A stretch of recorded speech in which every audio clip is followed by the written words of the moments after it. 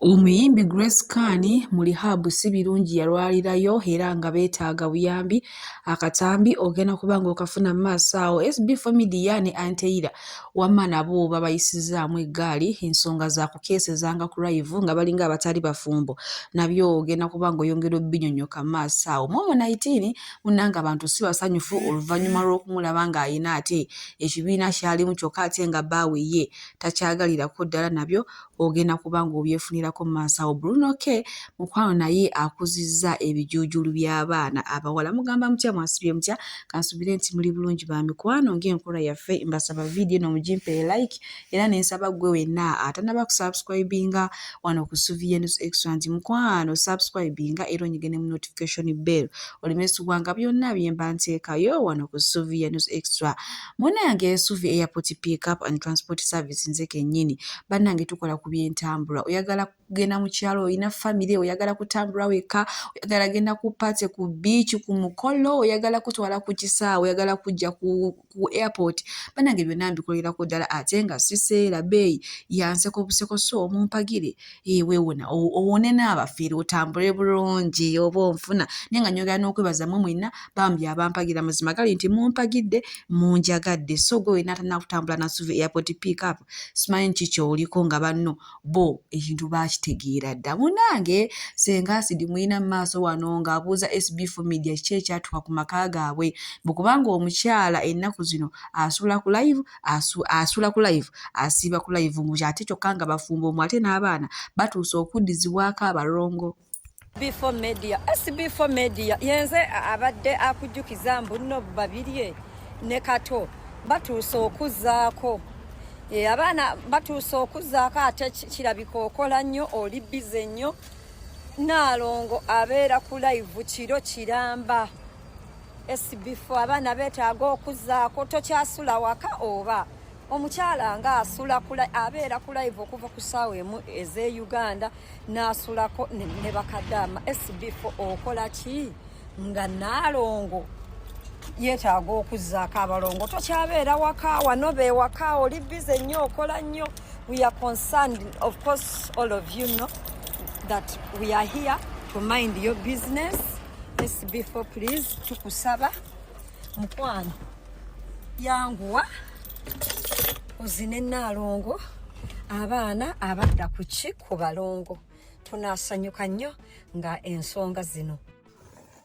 Munnange SB4 Media abantu baagala aveeyo annyonnyole kiki ekyatuuka mu maka gaabwe kubanga omukazi takyava ku live naye nga nyogera obbajjukiza omukyalo n'okuva embwaye we yafa munnange yakyuka tatereeranga kyaka embwaye eyo yamuluma nnyo bambi naye nga wenkongerayo ewa MC Chumi ono nno avuddeyo munnange n'akaabirira oba n'asaba omuyimbi Shiba Kalungi nti amuweeyo kolabo ye tafuddeeyo ne weeba ya gospel agenda kujjaniriza takomye ku ekyo n'agamba nti amuddize miliyoni ze 8 ze yamufuuwa kubanga yali atamidde omanyi MC Chumi yagenda n'awa ssente Shiba Kalungi awo empitirivu ku stage naye maama okuva we yamuwa ssente ezo zizana kuba zaalinga na bukadde bubiri oba kadde kamu naye maama zaafuukira Shiba Kalungi ssente avuddeyo n'agamba kati buno obudde azirinyisizza zituuse mu miliyoni 8. Munnange Bruno K akuzizza n'ebijuujulu by'abaana bawala naye ng'atuzze mazima Bruno K alina abaana balungi kabeera oli omulenzi kigundu munnange naye mulungi lwana lulayika bulungi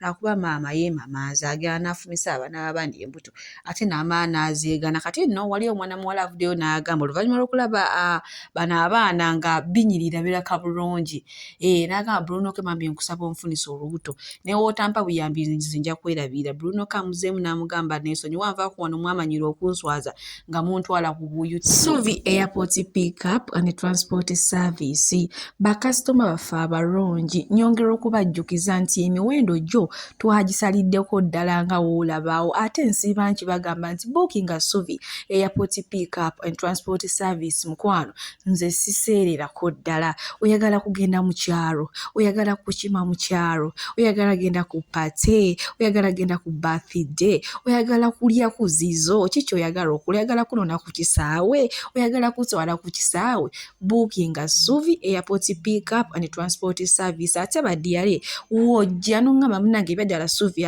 ssente zo nazirabye naye ekyamazima siziwezaawo, nja kusalirako oba okitegeera. Kati so gwe wenna atanaba ku bookinga Suvi Airport Pick Up and Transport Service, ono ng'ojja n'akusalira nako olinze eki mukwano?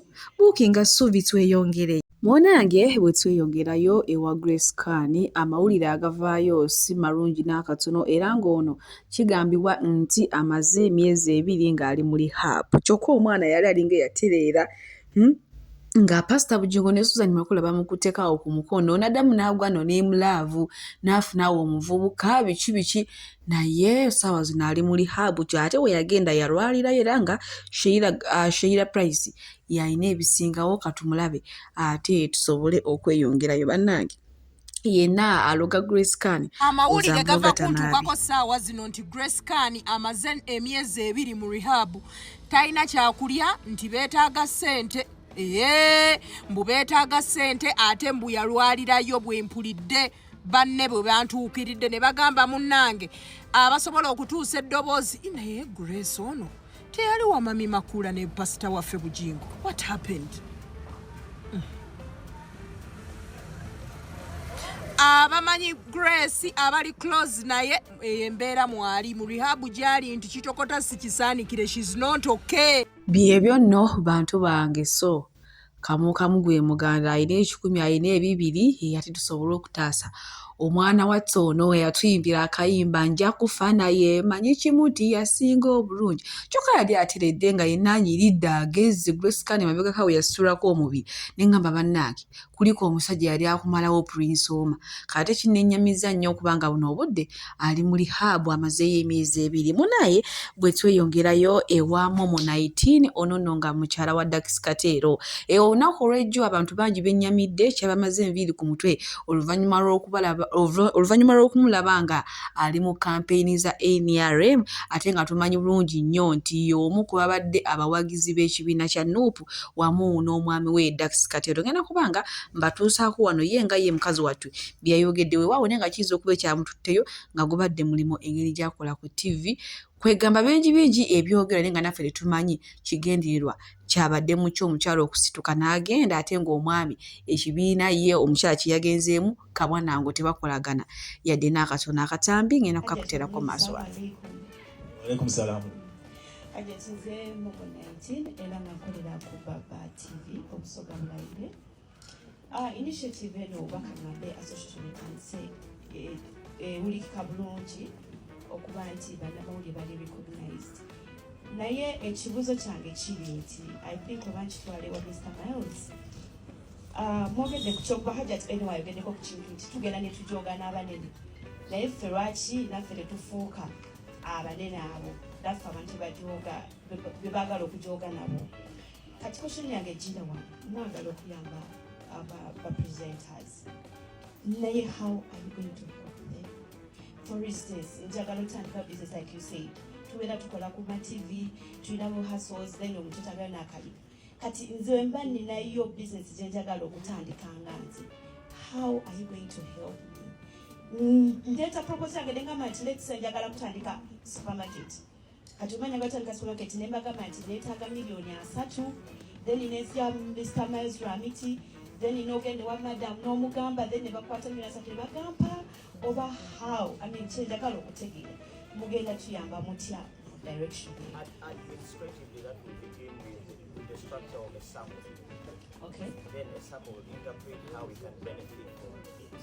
You borrow and abalungi abatuwuliriza era abatulaba olunaku olwaleero tukyaddeko ewa Sheikh Ashraf Dembe. Sebo nsanyusa okubalaba. Amannya agange ye Sheikh Ashraf Dembe akola ku bizibu by'enjawulo. Omuntu singa aba alina ebirwadde musomereddwa, tumuwa amazzi ga lukuya nga bw'obadde ogalaba, tugenda abantu ku kyoto ne twokya emizimu emibi egibabaamu n'okulomba edduwa. Abantu singa abeera ng'ali wano atuuse sobola okumulombera edduwa, ne waba atatuuse nga mpadde amannya ge naye ng'ali wala. Maneetaase nze enamba yange yeeno eri 0701763711 nammwe bannyinaffe abali ebweru oyagala okuba nti oyagala okulombera ku ddwa ng'olina ebizibu viza zibuze amaka gakolongotana sente zikola zimpita mu ngalo ojja kumpeereza ekifaananyi kyo n'amannya go ebyo byokka bijja kummala nja kukulombera edduwa ojja kutereera olunaku olusembayo mu mwezi mba n'edduwa eyawamu ffenna n'abalwadde bange abakadde n'abapya. Salaamu alaikum warahmatullahi wabarakatuh.